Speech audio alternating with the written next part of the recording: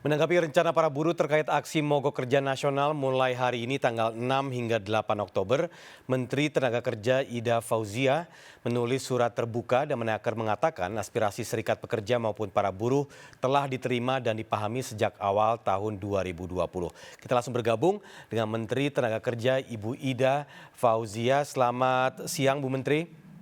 Selamat siang. Baik Bu Ida, ini kalau melihat dari komunikasi sejak awal tahun 2020 yang telah disampaikan secara intens, mengapa menjadi masalah bagi perwakilan para buruh yang dianggap bahwa pemerintah tidak berpihak kepada buruh? Komentar Ibu bagaimana? Yang pertama saya ingin menyampaikan sekali lagi bahwa proses penyusunan RUU Cipta Kerja ini pemerintah mendengarkan, memperhatikan partisipasi publik, baik unsur pekerja atau buruh maupun pengusaha, dan juga kita juga mendengarkan pandangan dari para akademisi dari berbagai perguruan tinggi. Ketika Presiden meminta klaster ketenagakerjaan ini ditunda pembahasannya, kami memanfaatkan momentum tersebut untuk mengundang kembali, kami mereview draft RUU yang sudah kami serahkan kepada DPR. Kami undang teman-teman SPSB, kami undang teman-teman pengusaha dari Apindo dan Kadin. Kami mereview seluruh klaster ketenagakerjaan dan pada akhirnya kami memperbaiki draft RUU yang sudah kami sampaikan kepada DPR. Dan alhamdulillah DPR merespon dengan baik aspirasi dan pandangan dari stakeholder ketenagakerjaan ini. Kami juga melihat bahwa proses pembahasan RUU Cipta Kerja ini DPR secara terbuka memberikan kesempatan kepada publik, dan proses pembahasan selama di Panja maupun di rapat kerja dengan pemerintah, rapatnya secara terbuka, masyarakat dapat mengakses baik melalui TV Parlemen maupun melalui kanal-kanal medsosnya DPR. Kami mengapresiasi sekali langkah yang dilakukan oleh DPR. Saya kira dengan keterbukaan seperti ini masyarakat bisa melihat secara pasti sesungguhnya apa yang terjadi antara pembahasan antara DPR dan pemerintah. Baik Bu Menteri, apa saja aspirasi dari para buruh yang menjadi bahan diskusi bersama pemerintah yang akhirnya disetujui oleh pemerintah dalam penyusunan rancangan undang-undang ini? Ada 7 tuntutan dari teman-teman buruh. Saya ingin sampaikan beberapa prinsip umum dulu ya. Prinsip umumnya bahwa penyusunan ketentuan klaster ketenagakerjaan ini memperhatikan hasil keputusan Mahkamah Konstitusi atas uji materi Undang-Undang 13 2003. Kemudian saya ingin sampaikan bahwa ketentuan mengenai sanksi ketenagakerjaan dikembalikan kepada Undang-Undang Nomor 13 Tahun 2003. Hal-hal lain yang perlu saya sampaikan biar tidak terjadi simpang siur di masyarakat, terutama simpang siur bagi teman-teman buruh.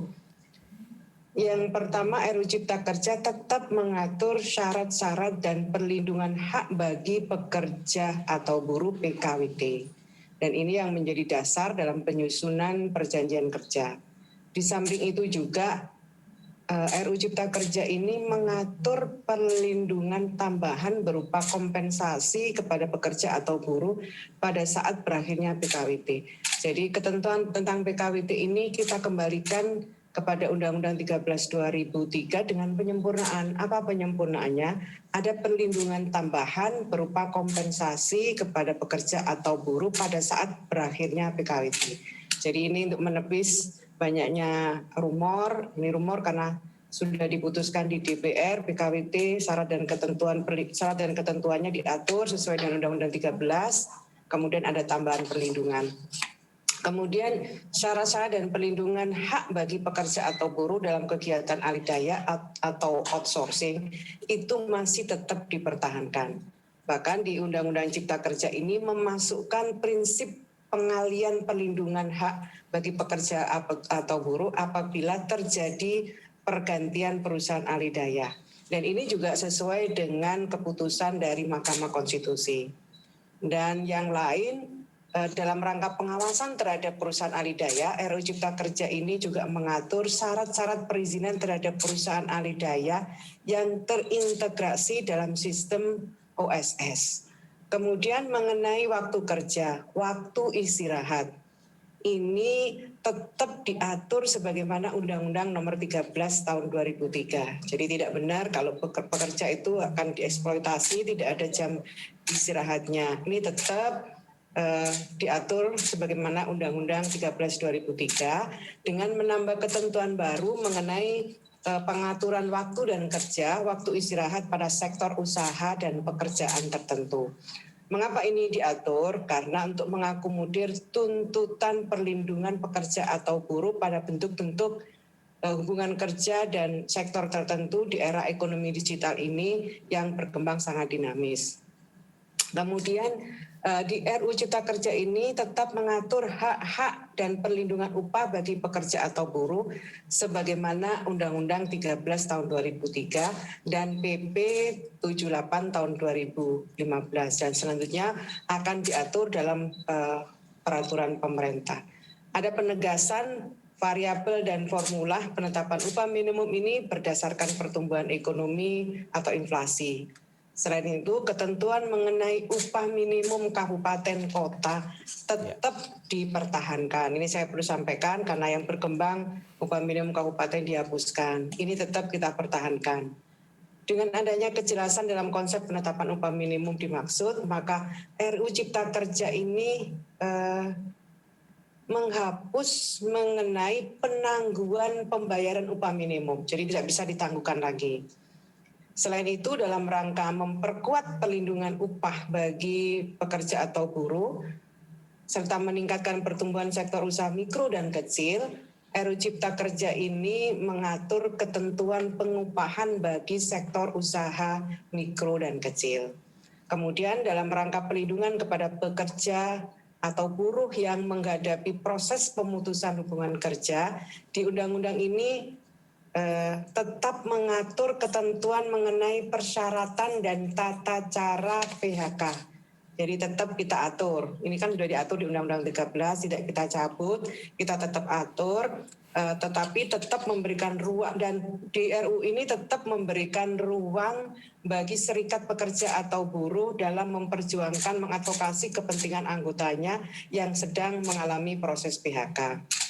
Kemudian RUU Cipta Kerja ini juga semakin mempertegas pengaturan upah proses bagi pekerja atau buruh selama PHK masih dalam proses perselisihan hubungan industrial sampai adanya putusan pengadilan yang berkekuatan tetap maka masih mendapatkan upah proses. Kemudian dalam rangka memberikan jaminan sosial bagi pekerja atau buruh yang mengalami PHK, RUU Cipta Kerja ini juga mengatur mengenai ketentuan program jaminan kehilangan pekerjaan. JKP ini adalah perlindungan baru yang tidak diatur dalam Undang-Undang 13 2003. Apa manfaatnya JKP ini? JKP ini manfaatnya adalah berupa pemberian cash benefit, kemudian vocational training, dan akses penempatan pasar kerja.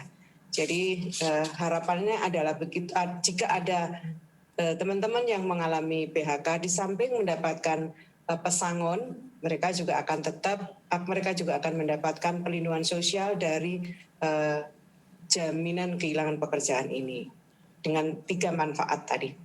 Ya, Bu Menteri, terakhir apa himbauan Ibu terhadap para buruh yang melakukan mogok hingga tanggal 8 Oktober ini, Bu? Saya sekali lagi berharap, ayo dilihat kembali secara tenang, dibaca kembali isi dari RUU Cipta Kerja ini. Kami berusaha mengakomodasi sekuat mungkin pandangan aspirasi dari teman-teman serikat pekerja dan serikat buruh.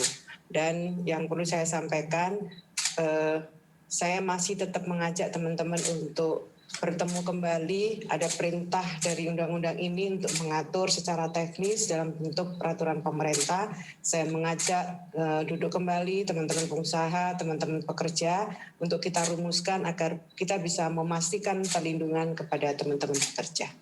Baik, terima kasih Ibu Ida Fauzia, Menteri Tenaga Kerja Republik Indonesia atas waktunya bersama seputar iNews RCTI. Salam sehat selalu.